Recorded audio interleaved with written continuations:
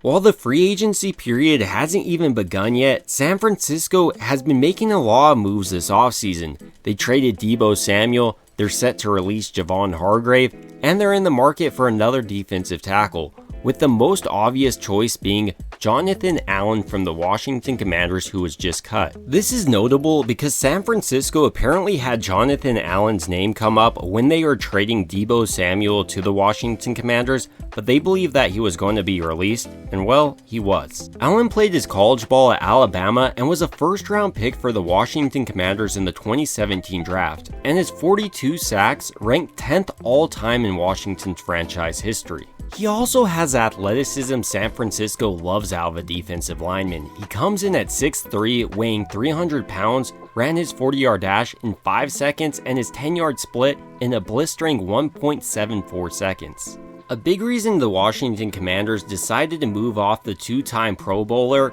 was because he tore a pec last year, and entering his final year of his contract, he's set to make $15.5 million base salary. With that being said, the last time Allen didn't play a full season was during his rookie campaign in 2017, so it's not like he has an injury history. And on top of that, he's already returned to the field from his pec injury and registered a sack in Week 18. And while he's not the best run defender, I think San Francisco on early downs can put in Jordan Elliott at the defensive tackle position. Then on later downs, you can mix in Maliek Collins as well as a player like Jonathan Allen to really pressure the quarterback.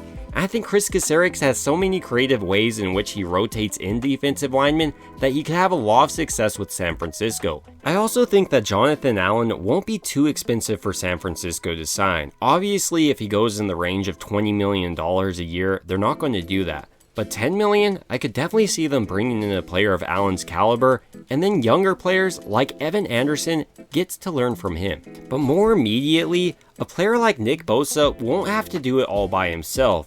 If Maliek Collins and Jonathan Allen collapse the interior of the pocket, Bosa will be eating all day long. You may be able to double team Bosa, but you won't be able to double team Bosa, Allen, and let's say San Francisco goes and picks up Joey Bosa. I would argue that's the most talented defensive line in the league, and they could just consistently rush forward like the Philadelphia Eagles did last year in the Super Bowl and get pressure on the quarterback. That really seems like a recipe for success moving forward, and I'd love San Francisco to follow it.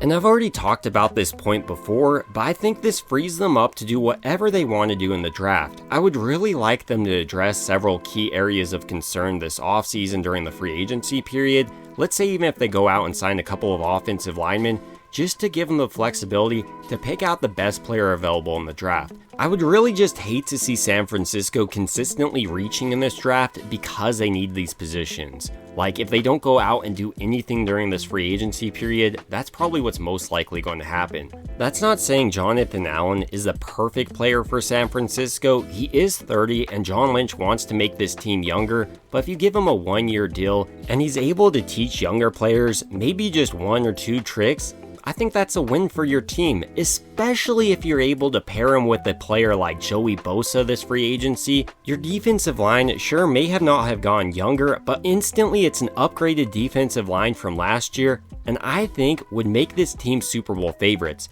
But these are just my thoughts that the 49ers are expected to pursue Jonathan Allen this free agency, and I'd like to hear your thoughts down below. Are you excited about this, or would you rather see them draft a younger player? It would also mean a ton to me if you could like and subscribe, and as always, I hope you guys have a great rest of your day.